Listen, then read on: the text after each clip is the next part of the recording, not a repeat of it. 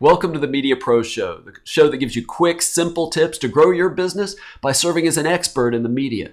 Learn how to get all the TV, radio, podcast, newspaper, magazine, and online interviews and media appearances that you want, and learn how to be great in those appearances. I'm Dr. David Geyer, orthopedic surgeon, sports medicine specialist, and media health and wellness expert. Today's tip is very, very simple, but it's critically important to your long-term success in the media. And I've said over and over on this show that success long-term and getting interviews over and over again is about building relationships. You want to build long-term relationships with reporters, with journalists, with radio and TV show hosts and producers. You want to offer information and help them in any way you can for what they need right now, for their article, their show segment, whatever it is. And they'll repay you if it goes well by asking you again, for a future interview on some topic in your field. And when we're talking about interviews, let's talk about studio interviews. And this applies somewhat to radio interviews. Sometimes you'll go to the actual radio station, even though a lot of times you just call in for those. But definitely with TV interviews, where you're going to be going to the TV studio, especially when this COVID pandemic ends and the TV studios open up. How you act in the studio is critically important. And what that gets down to is one simple thing. You have to be nice to everyone. Obviously, you're going to be nice to the show host or the producer that's having you on. That's a given. But you have to be nice to the cameramen and women, to the assistant who helps you with your microphone, to the secretary who lets you in and takes you to the green room. You want to create a favorable impression on absolutely everybody. TV studios are very busy. Everything's hectic. They move on to the next story, to the next show, almost as soon as your interview's over. But at some point they get a break and maybe you come up in conversation. You want that conversation to be about how nice you were, about how helpful you were, not about how demanding you were or how aloof or cocky you were. And one way to make a terrific first impression is to ask everyone's name and remember it. Now, generally, I'm not really good with names, but in a TV studio, I really make an effort to learn people's names and remember them. And I usually do that by using it again while I'm still talking to them. Obviously, I'm going to learn the show host's name. That's a given.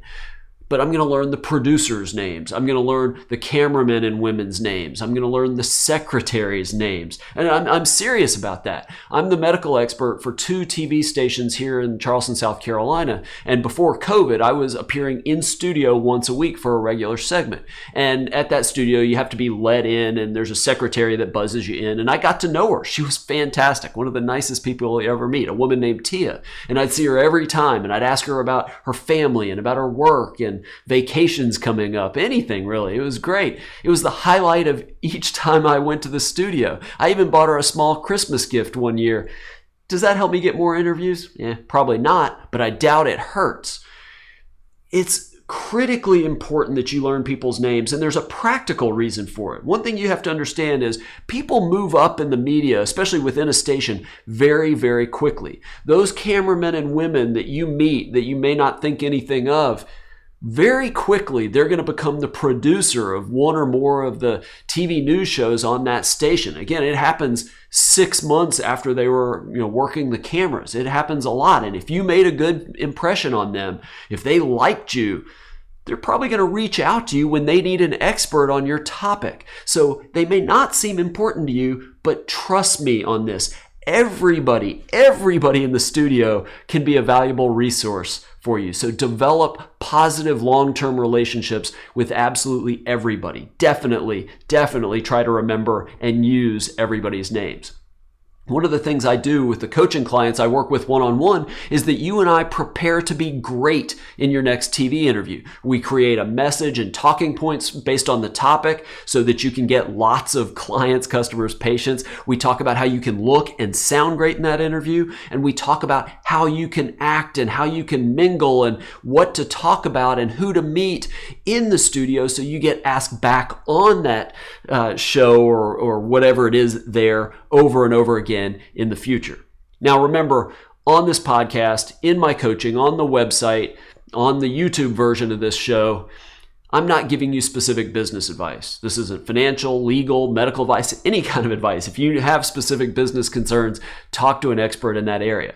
But if you want to try to get more media interviews, and if you hope to use those interviews to get more customers, clients, and patients and grow your practice and business, to hopefully become a go-to expert, the go-to expert in your city or town, hopefully to have people remember you, to recognize you and say, hey, I saw you on TV. You were fantastic. I can help you do that if that's what you're looking to do. I can help you become a media pro. Go to MediaProsCoaching.com. There's a sign up button that you can click and sign up for a free 30-minute strategy session where we'll talk about your business and what you're trying to achieve in your business, and then figure out some simple strategies that you can implement right away to start getting media interviews so that you can grow your business or practice. And while you're there, get your free copy of the Media Pros Interview Checklist. Simple list, 20 or 30 things that you should remember and do before every interview. Could be TV, radio, any type of media, so that you'll be great in that interview and so that you'll get asked back over and over again. That's it for this week. Short topic, but I'll see you here next week.